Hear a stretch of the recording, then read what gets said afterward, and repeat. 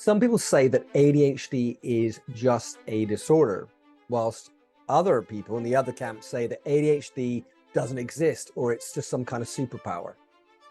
Like many of these debates, these controversies, the truth is sometimes or often, I think, somewhere nearer the middle. But in today's video, you're going to find out how ADHD could in fact be both. And if that's got you curious, stick around because I'm going to be sharing with you the MisFIT model of ADHD that I use every day with clients to help people like you with ADHD understand and also manage and even learn to master your ADHD. So I guess I'm just going to share with you the model. I'm using Zoom to record this, just like I would be in a session with a client. And I'm probably going to do minimal editing here, so do forgive me if it's pretty rough. But anyway, my name is Jamie Vasilian, the Hypnosis for ADHD specialist. And we've been exploring, especially as it's ADHD Awareness Month, rethinking ADHD. What is ADHD? And different ways to think about it and different ways from the way we think about it to be able to respond to it and learn to manage and even master our ADHD. So what I'm going to do is I'm going to give you a overview of the model. And if you're interested in learning more, then what I invite you to do is to stay in touch, like this video, subscribe, join my mailing list. And even better is go onto my website, advantagehypnotherapy.co.uk, and click on any of the red buttons and sign yourself in for a free ADHD hypnosis discovery session, where you can find out more. And if we were to work together, I will share with you even more helpful information and practical know-how on how to manage and master your ADHD, and share with you the MisFIT model of ADHD in more depth. So anyway, here's the image on the screen. This is what I call the MisFIT model of ADHD. If we move the image down, it says poor fit. So originally it started as the poor fit model of ADHD, but I'm sure you agree that the name poor fit model of ADHD doesn't sound as groovy as the MisFIT model of ADHD. And of course, the word misfit is the term that is sometimes used for people that seem to be different or unusual or don't seem to fit in. They're a misfit. It's a bit like that saying, trying to get a square peg in a round hole, or a round peg in a square hole. Whatever the exact saying is, I kind of minced that one up. So if we look on this image, what we've got is we've got us at the center. Now, what the center part represents is us as an individual.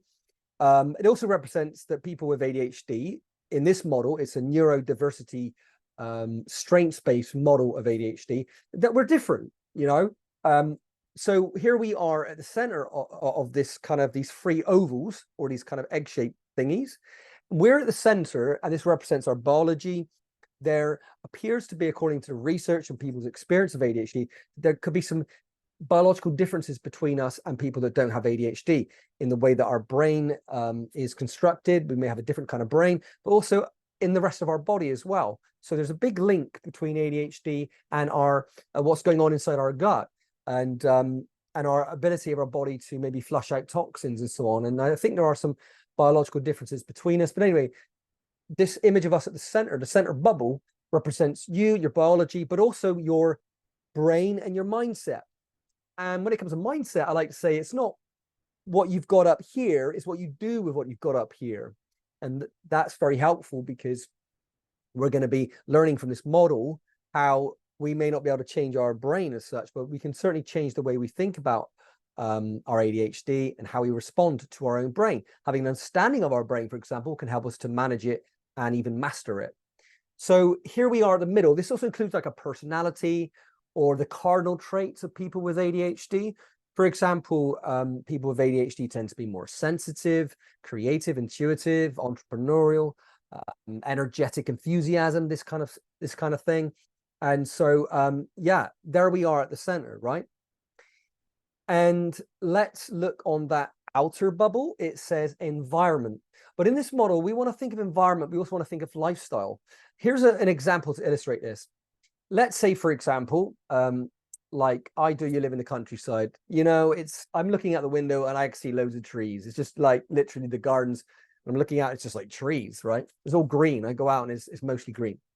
But let's say you live in a city, but we can have two people living in the city and one person spends most of their time indoors and in the city, but the other person likes to spend more time in the park. So they have a local park, they spend more time in a natural green area. So they're living in the same environment, but according to their habits or their lifestyle, they're getting more exposure to the natural world or the natural element, so to speak, right? Which would tick off one of the boxes on here. If we look here down there, bottom right, we see the trees. That represents the positive benefit of nature for ADHD. So I'm not going to explore all of these different elements of environment and lifestyle. We'll quickly go through them, but I won't go into them in much depth because the video would just go on much longer. And I just want to kind of introduce you, like I say, to a general overview of this model and how it helps us to understand what is ADHD, and is it a disorder, or is it a difference, or is it both? So anyway, if we look here on the environment, we've got sunshine and exposure to natural daylight, which is one of the biggest elements to do with ADHD. There is a strong connection between, believe it or not, light and ADHD. If where there's less light, according to the CDC in America, from one state to another, people are less likely to be outdoors, more likely to be indoors on computers and screens, and ADHD diagnoses are going to be higher. So there is a connection there. The daylight's really important, but it gives us our sense of time, right? So ADHD is very much about the executive functions, which is related to our sense of time. And it's the sun rising and setting on the evening.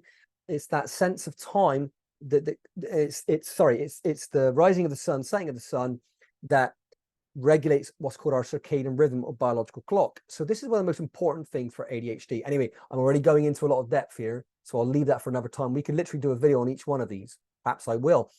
So there you go. Light. We also talked about how that affects our behavior, sitting down more, going on the screen more, staying indoors more, and how that negatively affects ADHD. We also have diet. Diet cannot be underestimated. And there can be differences between people with and without ADHD. And many of my clients and myself have experienced how, for example, having more protein and a higher fat diet helps my brains or helps our brains to kind of focus for longer. There's also research which shows that higher protein diet, especially at breakfast time, is good for ADHD. We also have sleep, our sleep hygiene, our sleep habits, how much sleep we're getting, what kind of environment we have with our sleep, what kind of sleep environment, nutrition we've got there, and then of course nature. We kind of talked a bit about that. Again, I have already done a video on that, need to do more. Nature is so good for ADHD. Getting out into the natural environment, whether it's the beach, whether it's the park, the forest, going for a walk in the woods, up the mountains, whatever. Exercise, movement is one of the best things for ADHD, and I highly recommend this book called The Spark by Dr. John Ratey, or just check out some of his videos on exercise and ADHD. It's like it's one of the most powerful, possibly, I think it could possibly be the number one, number two. I'd put daylight exposure as number one and number two as exercise.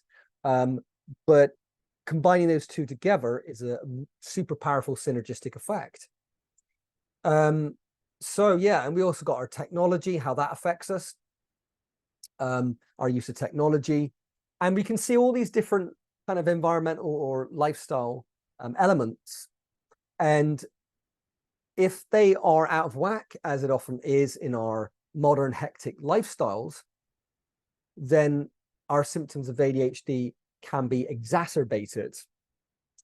Now, one of the things that is interesting about ADHD is that, for example, if you get kids in a standard school and they do badly, they get diagnosed with ADHD. But if you get those children that would be diagnosed with ADHD from the conventional school and put them into what's called a Steiner or a Waldorf school, they start to do better. They can even thrive in those schools. But if you get the children that thrive in the conventional school and move them over here, their performance can get worse.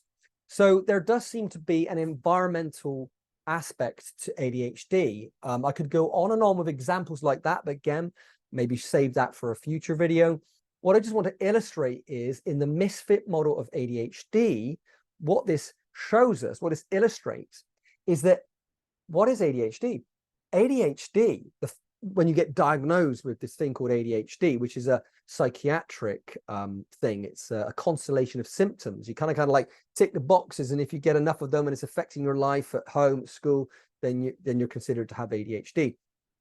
Well, in this model, ADHD is when there's a mismatch or a misfit between the individual and the environment and the lifestyle. When they come together, if they don't match very well, they rub together, they cause friction, and this is what I call the earthquake of ADHD. That creates stress, and then we see the symptoms of ADHD. So in this model, this helps us to understand that question. Is ADHD a disorder or is it a difference? Perhaps it's even both. Because if we, why is it that certain people get diagnosed with ADHD? Now, there is research showing there's a kind of a connection between our biology and certain personalities, and that people with ADHD have certain traits, cardinal traits, and certain people are more likely to have ADHD. In this model, you're going to have ADHD when you're under stress, but this person over here doesn't develop ADHD. Maybe they develop OCD, but they never develop ADHD. Why is it this person develops it? And this is what this model points at, is that it's the interaction between us, our biology, our personality, our cardinal traits, and the environment. And when they misfit, it creates stress. When we're under stress, our brain goes pop, and we develop symptoms of ADHD. So in theory, easier said than done. We may not be at liberty to change environment. There are plenty of people that have actually ended up thriving with ADHD or avoided a diagnosis by being in a good environment. I met someone, for example, that said to me that, you know what, I think that I probably would have been diagnosed with ADHD like you, because I was in a classroom with like 30, 40 children. I was a problem kid, always getting up, walking around, getting into trouble. And then they said, I went to a smaller school in another country. It was only like 7 children. The teacher let me stand up and walk around. And that particular person ended up becoming the top student in the classroom and went on to do really, really well because the teacher wasn't stressed. The teacher allowed that child to kind of be themselves in that environment. Pardon me. So environment is one of the quickest ways that we can see a radical change in people with ADHD when we shift that environment. Or, of course, because there's some choice in this, we can shift that lifestyle as well. So what's the best way to do this? You know, we're not asking anyone to change who they are in this model of ADHD. We're saying capitalize on your strengths, recognize your cardinal traits and that you're different, but find a way to kind of change as much as you can on the inside, not who you are essentially, but change the way you think about things, perhaps your beliefs, your mindset. And in what I do, I help people with that with coaching and hypnotherapy. And then change the environment or the lifestyle as much as possible so that we can create a better fit, more of an ease, more of a graceful fit between ourselves as an individual and the environment that we find ourselves in. And when we do that, stress levels come down. And in our brain, it's like we've got the front of our brain, which is where our executive functions, our boss brain, our organized brain is. Then here we have our fight and flight system, our survival brain. Our brain has unlimited energy. So if our survival brain starts to use lots of energy, we get stressed, we get more symptoms because the front of our brain switches off. So if we want to improve our ADHD, what we need to do is get that stress down. So in this model, it shows that if we make that better fit, that better match between environment and ourselves as an individual, this happens. Stress goes down, energy comes back into the front of the brain, we get better executive functions, we feel like we're the boss of ourselves again, and we can start to make better decisions and learn and relearn and start to move towards the life that we were intended to experience and enjoy. So there you go. In this model, we've just learned how ADHD can be both a disorder and a difference. Because when there's stress, we have a stress response, that could be classified as ADHD, that's our particular flavor of stress response, that I would say, yes, that's a disorder. According to the psychiatric model anyway, it's a disorder. But it also stems from our kind of more internal, our individuality, our biology, and so on, and our unique brain wiring. It stems from a difference. Okay, this idea of neurodiversity, we're different, we have a different kind of brain and biology, and under certain circumstances we develop stress, boom, we've got ADHD, i.e. the kind of disorder element of it. So in this model, it's both a disorder, can be both a disorder and difference, but it's also possible to go into remission, or someone to be like this but never develop ADHD in terms of a disorder. So there you go. This is how ADHD can be both a disorder and a difference. And I hope you found this helpful and fascinating. And if you've enjoyed this video, this presentation, then remember to like, subscribe, share, and also sign up to my mailing list to keep in touch. And you can get access to a free hypnosis recording to help you to learn to experience the benefits of hypnotic relaxation. Anyway, you've been listening to me, Jamie Facilian, the Hypnosis for ADHD specialist. Bye for now.